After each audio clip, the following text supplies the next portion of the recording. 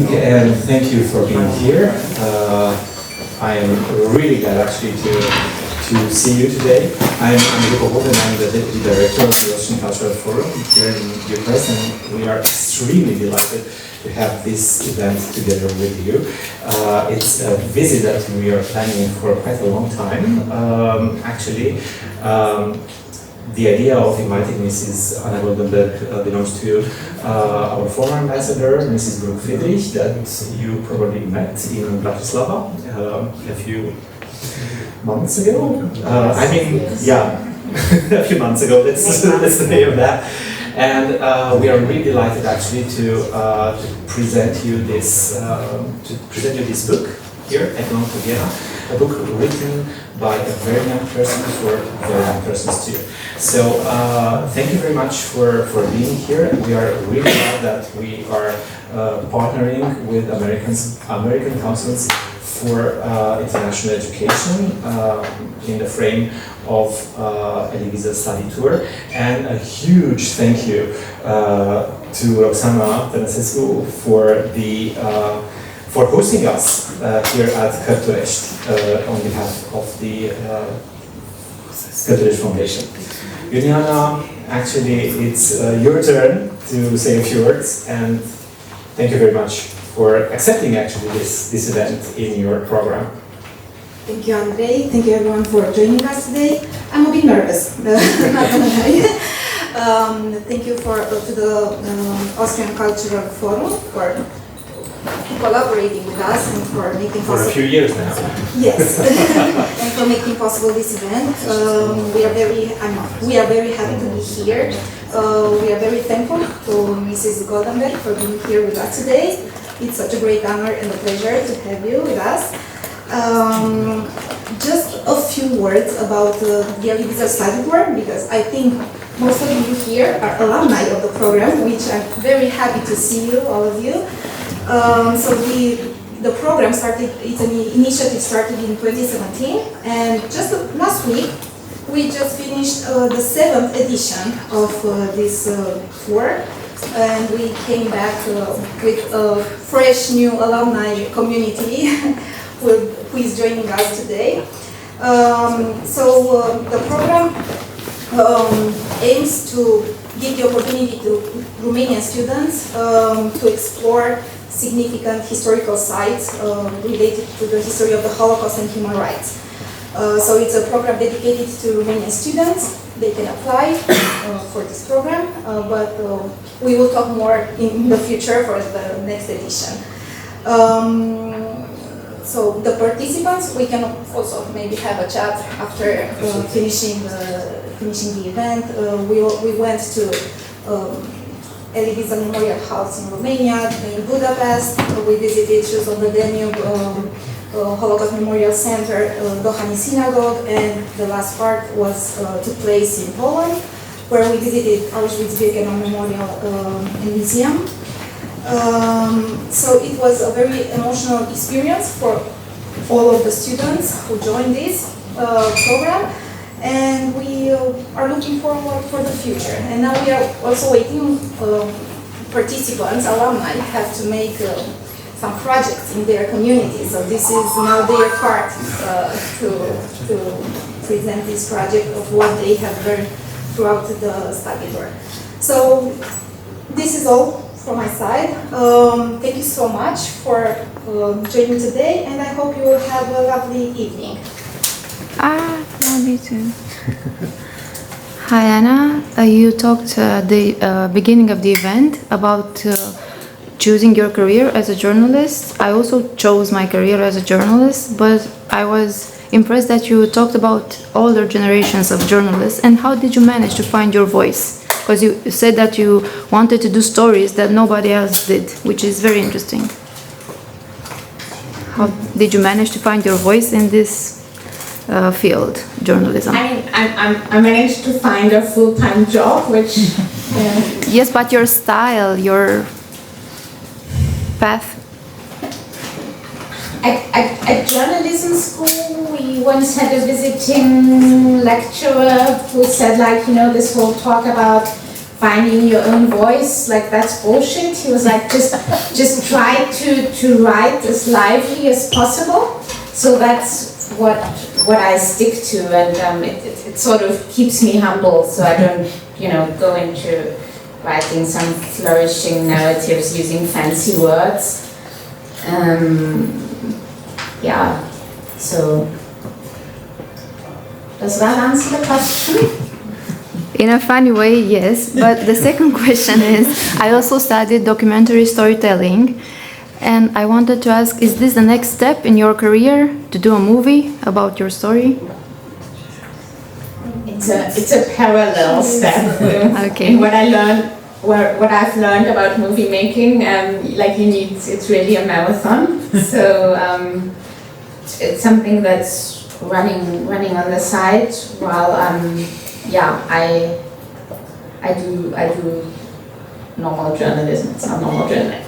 I write in print. I think, that's what I wanted to say earlier, because I don't know if that applies to any of you here, but I've had a lot of discussions with friends with the whole question of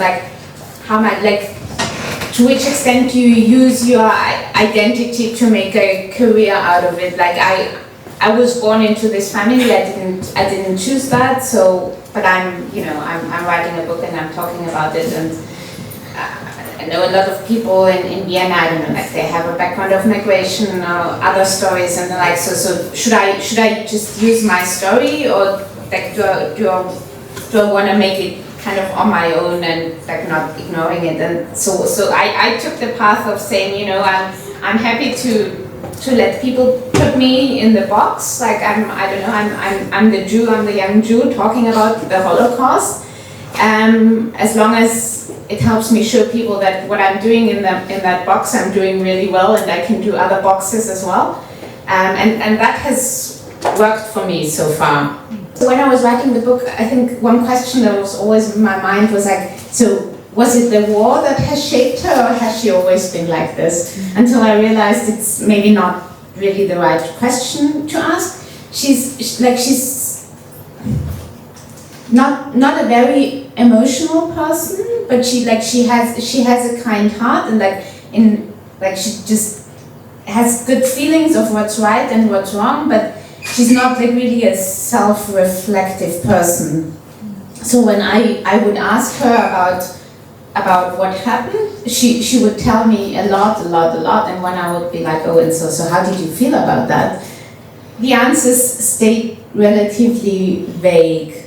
So that was sometimes challenging, and what also played into it, which I think is actually a really good development, is that my grandmother was a doctor and worked as a doctor for most of her life until a few years ago. And it was only when she was in her, I think, 60s, in the 90s, when there was a public interest in eyewitness accounts, which you probably know. I think it started with Steven Spielberg and his foundation and interviewing people. And that was also when my grandmother was first interviewed. And when she first really started talking about it outside the immediate family, she always talked about it in the immediate family. So she went to schools and she was invited to all sorts of events, and she's quite in Vienna. She's quite well known now because she's also one of the few people who's still alive to tell the story.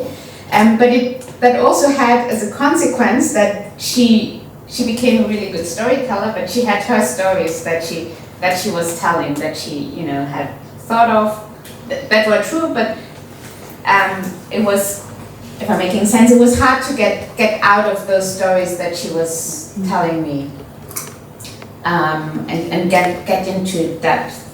And what also another thing that was challenging, but that I also think was a really positive development, is that as we started that interview process and the book writing process, I talked to her lots of times over and over again, and it sort of kept her memory going, and she came with new details every time I met her. And still to this day, or until very recently, she would still come and be like, oh, I remembered something like my great grandfather in his house in Croatia, he had a little crocodile in his garden. I was like, okay. Yeah. She's like, yeah, you know, I just remembered I was there when I was maybe 5 years old. I was okay, thank you. And so it, like things like that keep coming, and mostly a lot of names of people she's met, like her neighbors, her school friends, all those kind of things. And I think it's in the book that at some point I tell her, I'm like, you know, I'm not writing a phone book, but she's like, yeah, you know, there's this person and that person, and yeah, and in a way, yeah. But both your grandparents did a cartography of the city of Vienna, because they tell a lot of people, and you know, the addresses, they practically do also radiography of the city. Yeah. And let's bring me to another question. Your grandmother read your grandfather notes? You know, he wasn't curious about that? Yeah, my mother is shaking her head. She thinks no. Because it was interesting to see what she talked about his memories and what did she think about his past.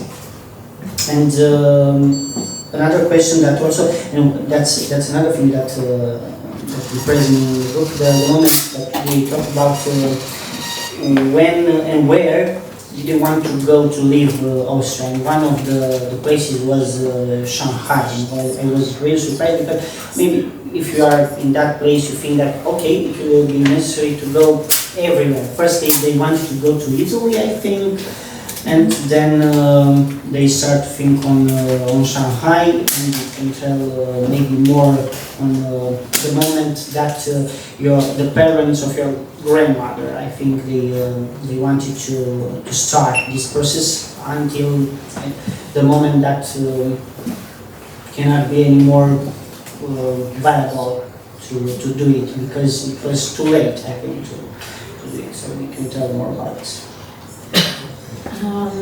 Yeah, I'm trying to recollect my memories. So yeah, my grandmother, she had a younger sister, and her mother, after a while, when they realized like life wasn't getting better after the Anschluss, they desperately tried to get out of Vienna and tried everything.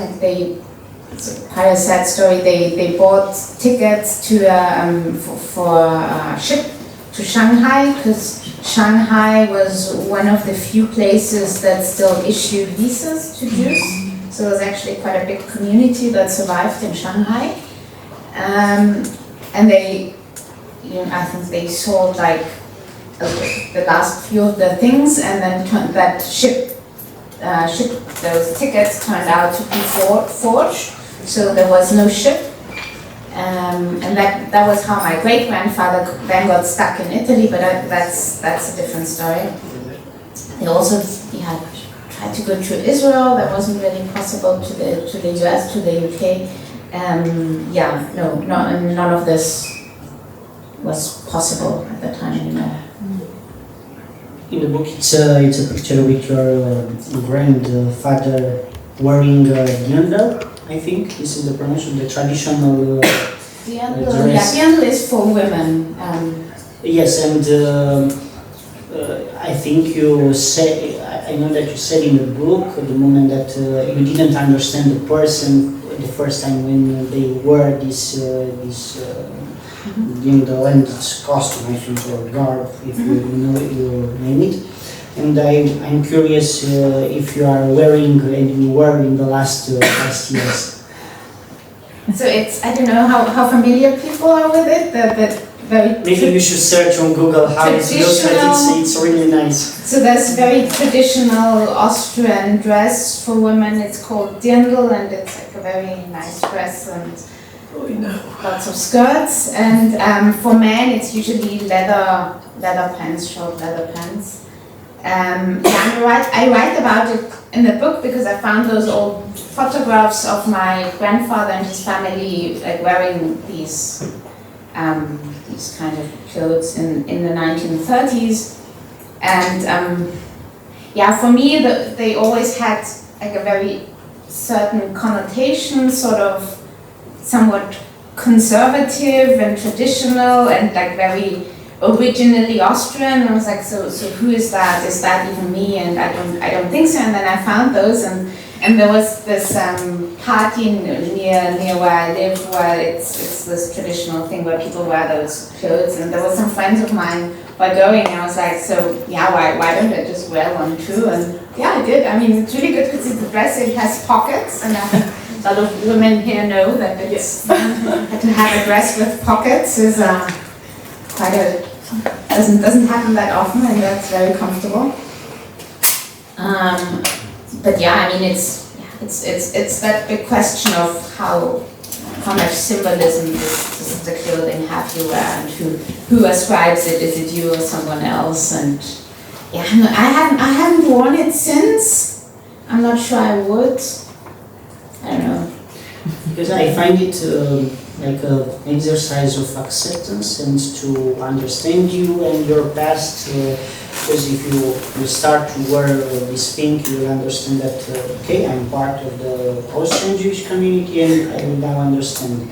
And what's, because the whole book, it's also the fight for Anna to understand why that she belonged to Vienna and not to other place. So that was very interesting. And I want to ask you now if you now you are belonging to Vienna? Yeah, I'm not leaving today. It's like I feel every society needs its minorities that are sometimes annoying because they remind them that society is complicated and is made up out of a lot of different people that want very different things and have to live together. And I feel like I'm one of them, and I'm staying there to remind them of the past and what to make out of it in the future. Sorry, it's hard to open and close these. I have a follow-up question on that because, and after that I think we can take questions also from the audience, so prepare yourselves for that. So for us, like the Elviso study tour, we visited Auschwitz and we had so many feelings about going to that place, and then immediately after that, I read The Night by Elie Wiesel, and it changed me a little bit. And I feel like these experiences being so close to a certain community and a certain time in history really shapes you. And I really want to ask you, what changed inside of you after writing this book, after doing so much research, after talking to so many people, and it really relates to your identity, how you feel about, I don't know, your life, about them, about the Holocaust. So what changed? So the main thing that changed is that with the publication of the book, I sort of became openly outed as a Jew in Austria, which I wasn't really before, because like obviously in school people knew and my friends knew, and if people know something about Jewish surnames, they know I have a Jewish surname. But I wasn't known to the public as one out of the few, something like 10 to 15,000 Jews in Vienna. So with the book, it was like all out, and that was different, and that's still something up to today. I still think about, and I keep wondering, especially in the last year, a lot has changed for Jewish life and Jewish history, and I'm very aware that a lot of people perceive me not as me as an individual, but me speaking for a bigger group, and it comes with a lot of responsibility, and also always with reminding people that maybe I'm not speaking for a bigger group because I'm still also an individual. So it's complicated. So that it's made my life more complicated, but also a lot more interesting. Okay. Thank you, and I think it's time to get some questions from the audience. So, How? Oh, perfect, perfect. I will Thank take the you. mic just 1 minute, actually, in order to tell you that you can order the book actually through the Cărturești network. They can actually provide the book for you. So before actually giving you the mic, since I have it right now, I will kindly ask you to answer me to this question. What was actually the impact of your book? And especially the impact within the younger generation.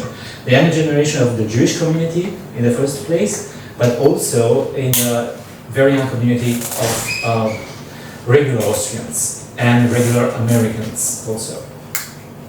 So with Americans, I don't know because the English translation was published in June 2020, so I didn't have a book tour or anything.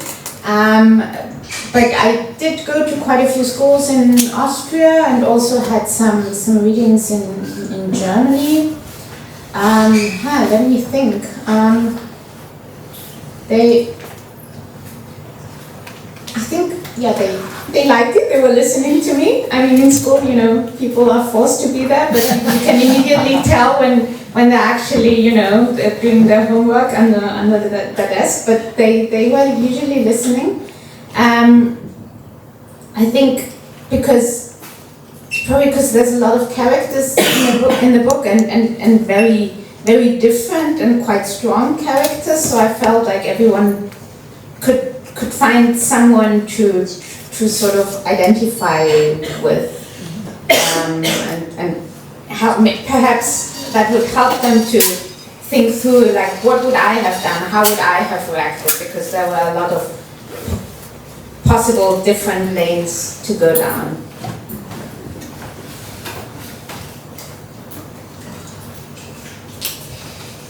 So, I was curious, when your grandparents first came back from the camps after the liberation, after the end of the war, and they returned home, was there a difficult process to recover their homes, their belongings? Did the Austrian state help them in any way? Because I imagine after you basically lose everything, and then you, after some years, you go back to your house, maybe your house is not even there, or maybe other people now live in your house. How was the whole process in the case of your family, and maybe if you know other Jewish survivors as well? So, really good point, because that is something my grandmother has talked a lot about, that's very pivotal memory.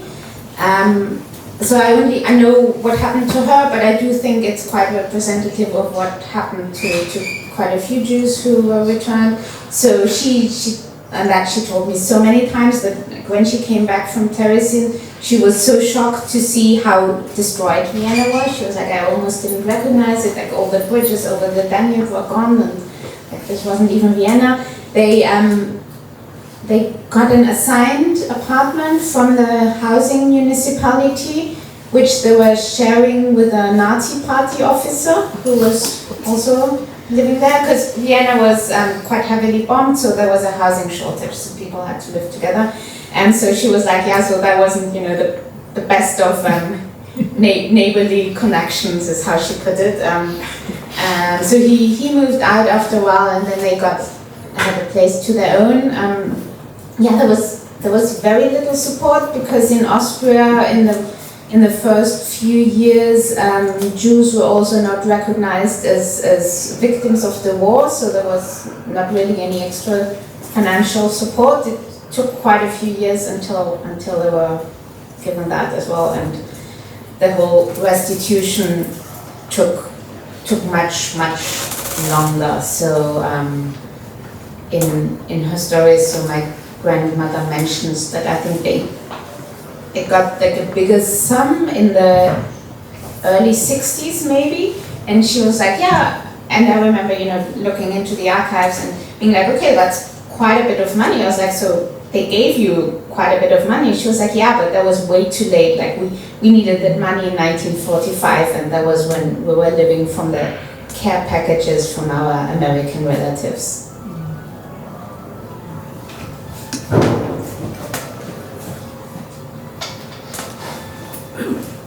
First of all, I want to say for you that we know what is Dirndl, because there is in Romania, there was in Romania a big German population. And I, for example, I am not a German, I am a Jew, but I wear dirndl and I like it very much. I want to ask you, because I am also a journalist at the Jewish Reality, the Romanian Jewish newspaper, and I made a lot of interviews with survivors, Holocaust survivors. I had relatives which survived, a small part of them, and my conclusion, and I want to ask you, is that you survive when you have a lot of luck. Your Hansi, your grandfather Hansi, and Helga, they survive because they have luck. Yeah. And I think that your family returned to Vienna, not only because the big family was there. I think that is a Vienna atmosphere, because it is other than New York, and perhaps in their soul there was also this feeling. Could be, yeah.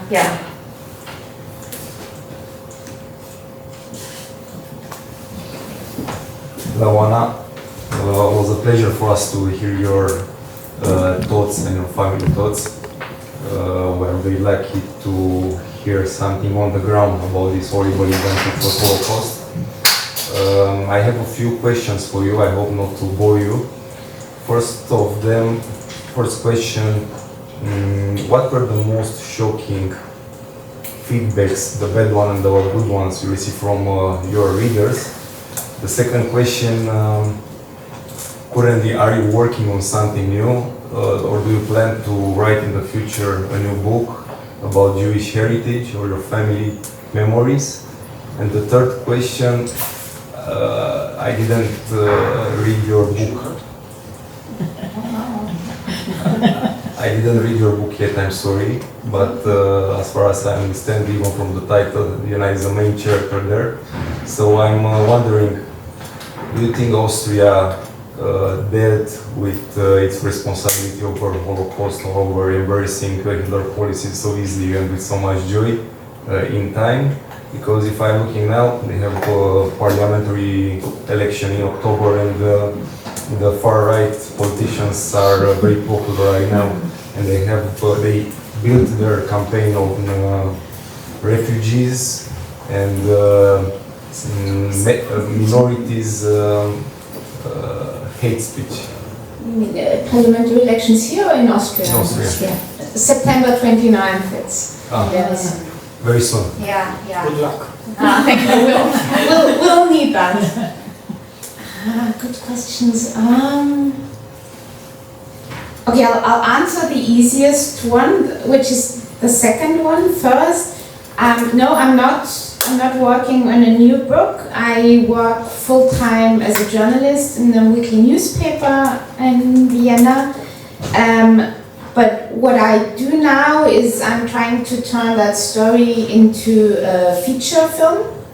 Right now it's so I have a producer who bought the film rights, and we were in the process of writing a script. I wrote a feature film script that wasn't really very good. So now we're trying to turn it into a mini-series, because you probably all, like everyone's watching mini-series, and you have a lot more time to tell those stories. So it's still, we're trying to make something out of it. It's a very long process. Like, I'm a journalist, I'm used to like write something and then it goes out kind of the other day, but now this film project has been ongoing for the past like 4 years. So yeah, if you know any rich producers, send them my way. Okay, the worst feedback. It was quite interesting when it was published in the US. There were quite a few reviews, and they obviously had a very different perspective on it than in Austria. And I only saw the online reviews, and there were quite a few people who were like, I really don't understand how they would go back to Vienna and so on and so forth, and this is like glorifying Vienna. And so those were a bit weird. Yeah, and then I remember a former schoolmate of mine coming to a book presentation and then complaining there were too many people in the book and that she couldn't keep track. Sorry. And then third question about Austria and the Holocaust. It's difficult. I mean, they were way too late, so that's for sure. Like, there's definitely a whole generation, if not two, who suffered because of that, because they remained silent and they didn't get the recognition, and there was no space to talk about their trauma. So for my grandparents, for most of their lives, but like that has changed now. That's gotten better.